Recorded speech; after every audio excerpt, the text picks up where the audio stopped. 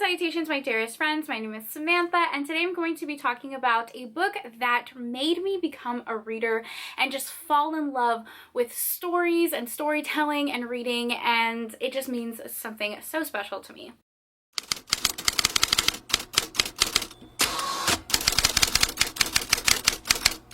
So how are you? Welcome back to my channel. I thought today would be a quick casual video where I talk about a book that really means a lot to me and I think is instrumental in my reading journey, if you will. If you're a reader, let me know if you have this as well, that you feel there are pivotal books that you read that change your life or change who you are as a reader and the types of books you gravitate towards, stories that stick with you, stories that you constantly want to reread.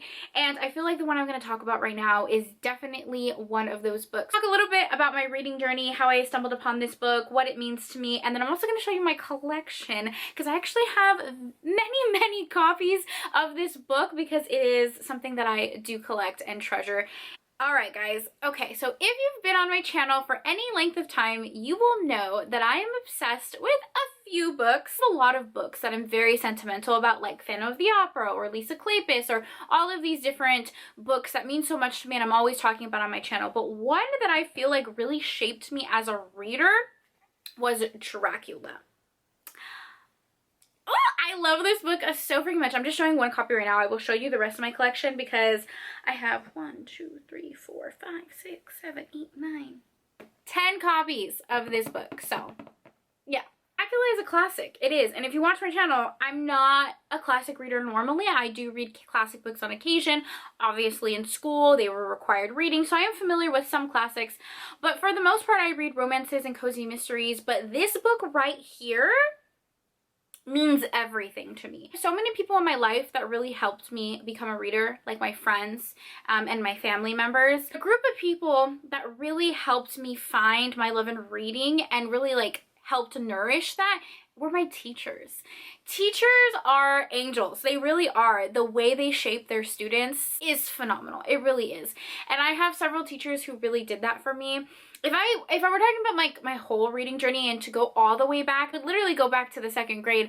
My teacher at the time, she would read the American Doll Girl series with us, and there was an American doll named Samantha, and she did a whole semester of reading Samantha's books, and I felt like those were about me. Like I felt so special because this character had my name. And every day after recess, she would let us come rest our heads on the desk because it was really hot, let us relax, calm down, and she would read these stories to us, and she would adopt all of these different voices and talk about all of these different characters, and it was so vivid, and it wasn't for any purpose other than the enjoyment of reading. We didn't have to write a book report on them. It wasn't popcorn reading that we had to read.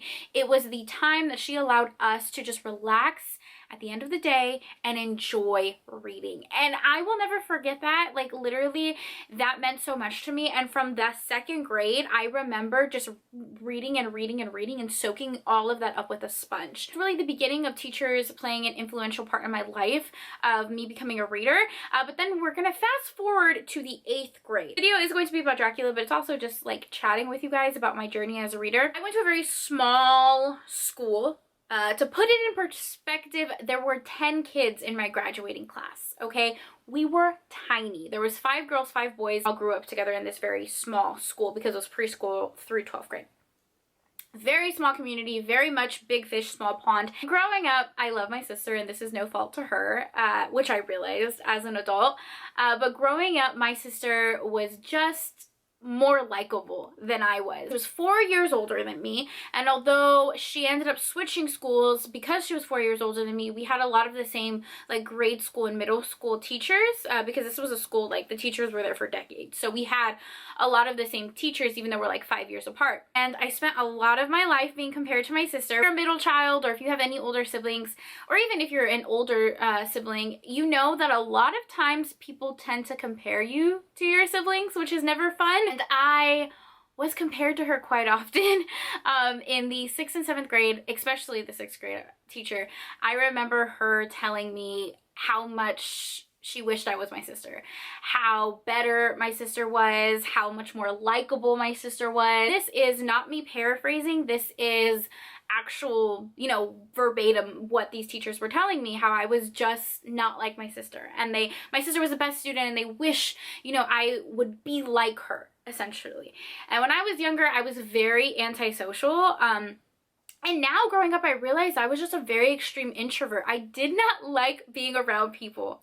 Did not want to talk to people, did not like having people in my space, got very overstimulated very easily, and I was an introvert, and I wanted to be by myself, and I just wanted to read. I wanted to just read all these stories I was in love with, and a lot of people took offense to it because, you know, I wasn't communicating with them. I was always like in my own little bubble. It was hard because I wanted to be in that little bubble. But with going to such a small school, it was kind of hard to like fade in the background, and especially because I was being compared to my sister so often. And then finally, my 8th grade teacher was a teacher I did not have in common with my sister. She never had this teacher. And she was so special. So this was my English teacher at the time, and because we were such a small school, we did not have a library. There was no place for us to like check out books. We didn't even have a gym. Like, we were very small. And her English class, she went out with her own money, brought her own personal books, and she created a library in her English class. And it was free for you to grab whatever you wanted. You could, you know, exchange books, you could take books. There was no like signing books in and out. Like, if you really liked a book, you could keep it. It was such a amazing resource that I was longing for, because books are expensive, and every Christmas and birthday I would ask for physical copies for my parents, but there were so many books I just didn't have access to. At the time, at least. And beyond that, she would actually, during lunchtime, leave her classroom open, and she would let you eat lunch in her class if you wanted to read from the library. And you could sit there and you could, you know, read. It was just like, it was the most fun I ever had in school. And that is how Dracula comes into the picture. We did have like book reports. Obviously, it was an English class, so we had to write, I think we had to read 4 books, do 4 book reports or something like that, maybe each quarter, I don't know. And we would get to pick like from the classic collection that she had, and I picked Dracula. And from that moment on, I was obsessed. Dracula is this dark, gothic vampire book where the writing is both horrifying and intriguing, and it is just perfect. It's so perfect. And I remember like staying up late and just reading the whole book in one sitting and being like in complete awe. It was the first classic that I read that I was like, I'm not just reading this for school, I'm reading this because I love it, because it's something amazing. I felt like I was being taken into this other world. And from there, I just fell in love with paranormal romance. This was also the booming time of Twilight. So there were so many vampire romance series that were coming out. So then I would read Twilight with my friends. I would read the House of Night series with my friends. There was like this other vampire, I remember his name was Vladimir, and it was a series. I'm gonna put it right here. I was so obsessed with that series, and there was just so many books that were paranormal that I was falling in love with. A lot of my friends also became readers, so we would have like this book club where like one person would buy the first Twilight book, and the next person would buy the second one, and I would buy the third one, and we would just rotate them. And I've told this story before on my channel, that this is also the time that we discovered Wattpad stories, which, if you don't know what Wattpad is, it's kind of like AO3 fan fiction, Radish, literally anyone can just put up a story, and normally they were released chapter by chapter. Like every Wednesday they would release a chapter. So one of my friends found this student-teacher romance. We're like so obsessed with it, but obviously we couldn't have like our phones at school. So what she did is she went to her house and she printed like 300 pages, like every single page that this person had uploaded, and she like bound it into this binder, created a cover sheet, created chapter headings. She was basically like the publisher of our school for these Wattpad stories, and we would pass this binder around and we would all like write little notes in it, and it was such an experience, and the time that I really like discovered that reading is fun, reading is cool. I tell you, I have an extensive collection. I will pick up literally any copy that I see. I can't even lift this because it's so heavy. Okay, 1, 2, 3. These are all my copies of Dracula, just right here, just stacked. They actually go on my top shelf, but I brought them down so I can show you. Yeah, okay, I don't want to drop these. Okay, let's talk about all of the copies that I have of Dracula. So first up, I have the enriched classic edition that looks like this one. I picked up at a small indie bookstore. They had a whole table of classics, and I picked up this one. The simple design is the Penguin Classic Edition. You just have like the bats in the background. I love the way the spines look when you collect like all the Penguin classics. So I have this one right here. Next one is the Word Cloud Classic Edition. Okay, so this one is like a leather bound book. And if you open it, it has some artwork, like the red blood moon and the ominous trees. What's cool about this one is it has Dracula, the title of the book, and engraved into the cover are all these buzzwords that are throughout the book. It says, "I am Dracula and I bid you welcome." It says she actually licked her lips like an animal, diabolical, evil, good. The Count saw my fate. His eyes blazed with a sort of demonic fury, and he suddenly made a grab at my throat. I drew away, and his hand touched the string of beads which held the crucifix. It made an instant change in him, for the fury passed so quickly that I could hardly believe that it was ever there. I got this edition off of Target. Another Penguin classic, a lot of these are Penguin classics now that I'm looking at them, is this one. I got this one at Barnes and Noble, and this one is just a plain gray hardcover with very small detailing. Love the feel of it because there's just like this slightly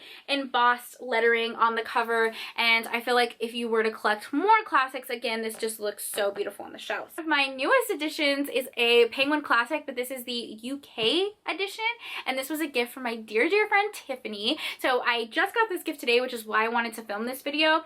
She sent me this for Christmas, and thank you so much, Tiffany. I'll leave her channel down below. She's one of the sweetest human beings on this planet. But look at this cover. Is this not the most beautiful cover you've ever seen? Like, just tilting it, you get this metallic midnight blue and the Gothic castle in the background. And like, look at the fucking spine of this book. Immaculate. And then you open it up and you get like this red detailing with bats just crawling over the page. Oh my god, why does the United Kingdom have the best editions when it comes to books? I don't even know how she found this one. I think it came also from Amazon, but gorgeous. I have some more editions that I got from Barnes & Noble. Both of these are exclusive Barnes & Noble editions. So we have a paperback one of Dracula. The reason I love this one the most is because it has black sprayed edges. So stunning. This one also has like that faux leather feeling. This is the inside of the book. It just looks like splattered blood. Gory, gorgeous, wonderful. One I haven't taken out of the clear wrapping because I have so many copies to read from. I do like a reread every year of Dracula, and I'm just gonna leave this one in the wrapping so it stays nice and pristine. This one is a hardcover Barnes & Noble Classic Edition. It has silver sprayed edges. The back is that Gothic mansion just sitting on top of the hill. So gorgeous. One of my favorites. Next one is the Paper Mill Press Edition. I got this one off of Book Outlet, but you can find these editions at Target, Walmart, Amazon. They have other classics as well. Like, I have a bunch of Jane Austen ones in this one, and it's actually a velvet cover. I don't know if you can tell, but this black is actual like velvet material. So the very front is just Dracula himself, some bats on the back. Doesn't have sprayed edges, but the back is so beautiful. Next, I have this paperback that I got from my friend Lacey. She found this at the store and she knew that I collected Dracula, so she gifted this one to me. Then this one is so special.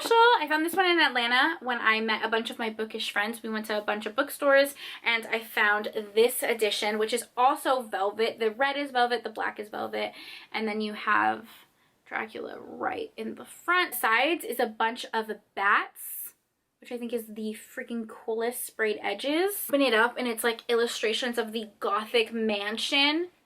Oh my god, so beautiful. Like handwritten letters and notes in here. This one is like a true work of art. All right, those are all of the Dracula editions that I have right now, because there are many more that I'm definitely going to collect. If I ever see a copy of Dracula that I don't own, I'm getting it. I don't know what this hand motion was. I don't know what that was. All right, well, I hope that you enjoyed this very chatty video. I didn't even know that I could literally sit here and talk about Dracula that long, but that was like a mini curated collection as well as my journey as a reader. So if there's a book that is so influential to you, another book for me is Phantom of the Opera. I'm not going to go into detail of that right now. Maybe I'll make that a second video to show you that collection. But yeah, if you have any book that's super influential, even if it's like a contemporary book or not a classic book, whatever it is that was influential to your reading journey, I would love to hear about it. Leave your story down below. As always, thank you for taking time out of your day to spend time with me. It means the world to me. I hope you guys are all staying happy and healthy, and I will see you in my next video.